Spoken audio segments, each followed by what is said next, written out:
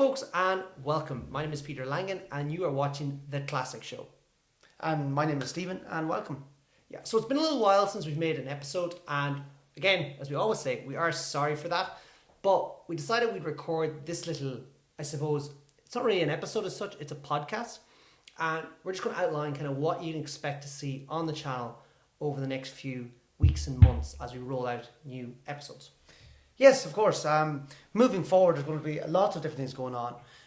For example, Peter, isn't there going to be different cars coming to the channel? Yeah, completely. So I've actually bought, first of all, let's rewind a bit.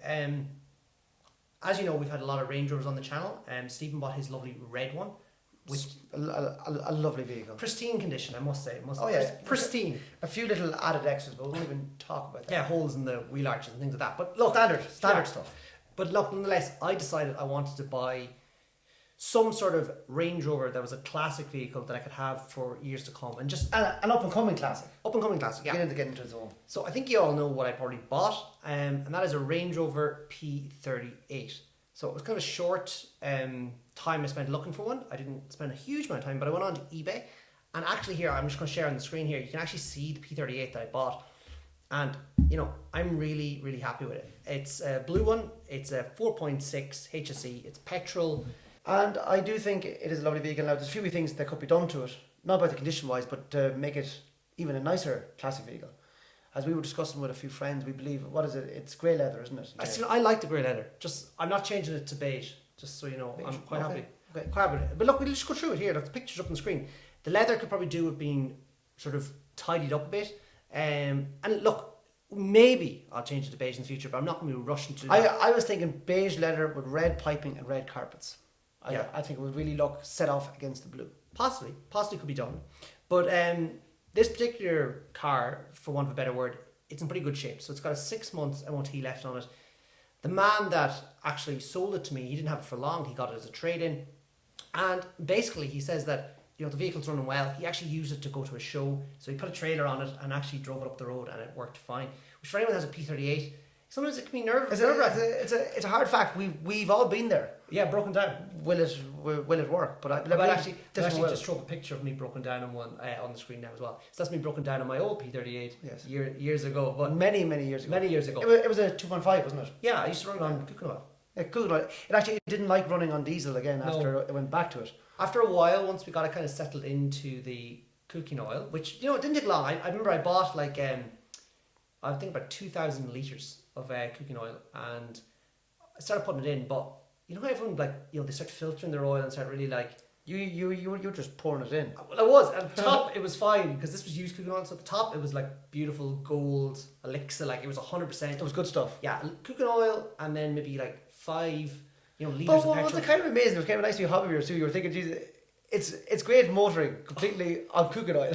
Well, I remember the time I bought my first batch of cooking oil. I remember it was down in a place called Kerry, and it was like I did an exam in college, and then I set off down the road, and I went about another 3 hours on the road to like the back of Beyond's, like literally wee boring small lanes, grass going up the middle. And it was during the recession, so it was way back in 2008. So remember the big financial crisis?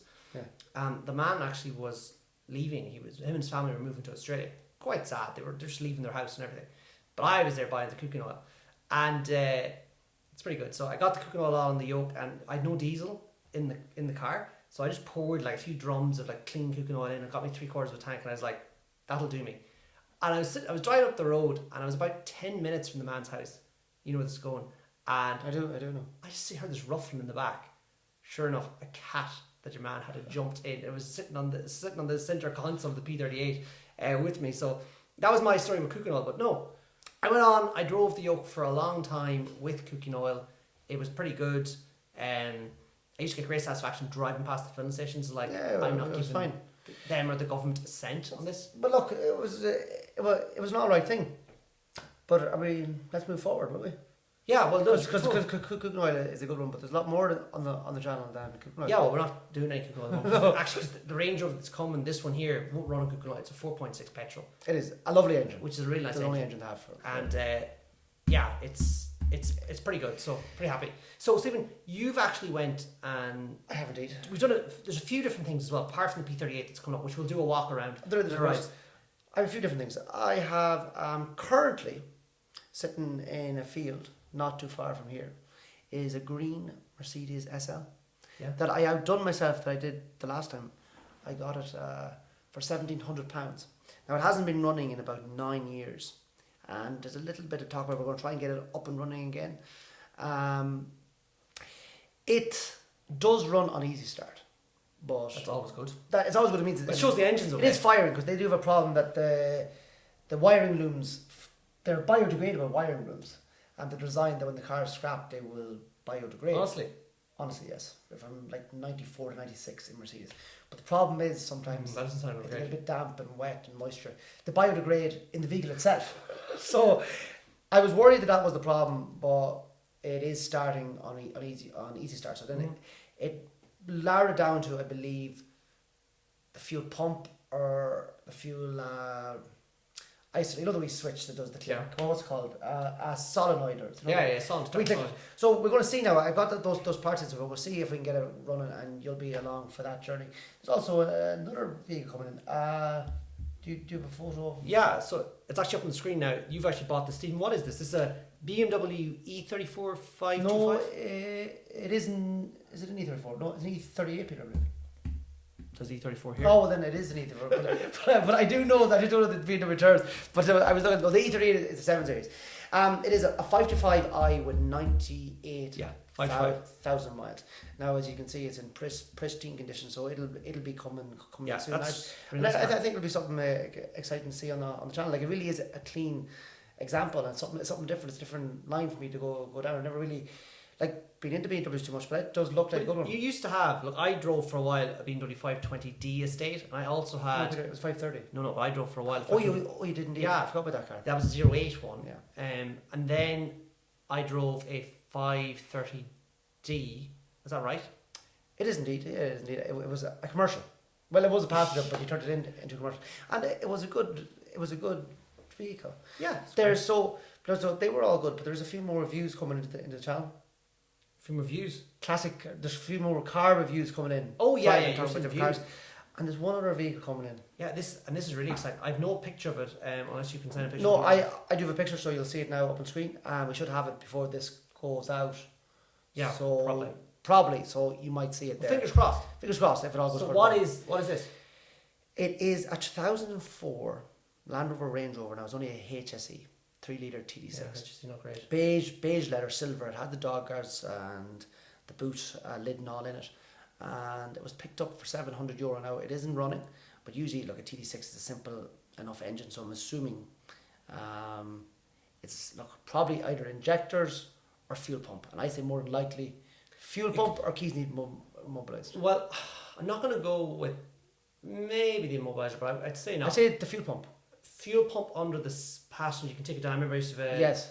I had a Range Rover Vogue 031, and I remember I was at the airport one time, and I was dropping someone to the airport, and I dropped him off, and I was in the set down areas where you only could stay for 5 minutes, and it stopped there, and that was it. It wouldn't start again. And people kept coming to me telling me I had to move it. I'm like, I can't move it.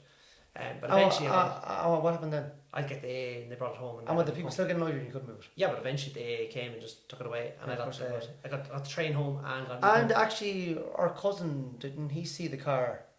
Yeah, A couple of years later after he sold it, he sent us a photo from Dublin, and he saw the car broken down again. Same problem. So we assume it was the same problem sitting in traffic. Yeah. Even though it was a good enough. it was great. I can't regret selling it. Of course, I wouldn't regret it. It was a good one. Yeah. So yeah, that's all the kind of stuff that we've planned for the channel. It's exciting stuff. Yeah, there's a lot happening there, so we're going to record episodes of all that. And that SL will be quite interesting as well. The one I'm looking forward to you seeing that, because as I say, everything's untouched, so we're going to see if it actually works. So it'll be there. It'll be interesting. So really, what we can ask you to do, and we should have done this at the beginning, subscribe, of course. yeah, like, and comment any questions you want to ask. Yeah. What do you think Peter should do with his P38? Should he have beige leather, or should he keep the grey? We'll leave it up to you to decide. But because I did think beige leather, red piping, You said that. red carpet, a one pinstripe around the whole outside the vehicle, and dog guards, not dog guards, but the light guards over the front and rear lights. And I do feel it would really add up to it. It would. Tell us, please. Well, what it do you would, think? but the grey is nice too. So it really depends on the condition of it. Let's have a look when it arrives. I say it'll be clean. If we do want to go down beige leather route, maybe someone listening might have a beige leather interior. You never know that they're not using it. It just might be a It possibility. could be just sitting there. in the front room, Unloved. taking up space. Wife wants rid of it. The wife wants it gone. Please. I'll take it then. So, I think we'll sign off for tonight. I think it's a lot been shared there. And there has indeed, and I really do hope, as I say, as Peter said before me, I hope people subscribe and enjoy the content, because without you guys watching it, there literally is no point of us sitting here talking about stuff we already know. So We please, talk about it anyway though. we can talk about any of it, but there's no point of going in here to do it. So Yeah. please do like, subscribe, and continue watching, because there's a lot of things moving forward. And another wee section where I've got moving forward, meet the owner. Yeah, at some stage. We're going to be doing that, and I One feel of them. that'd be very interesting. People with different classic cars or different Land Rovers, etc. Why did they buy them and why did they do it? So I think Yeah. that'd be good. Maybe Land Rovers like that. Yeah. Maybe. You never know. Definitely. Right, folks. Take care, and we'll chat to you soon. Thank you. Bye bye.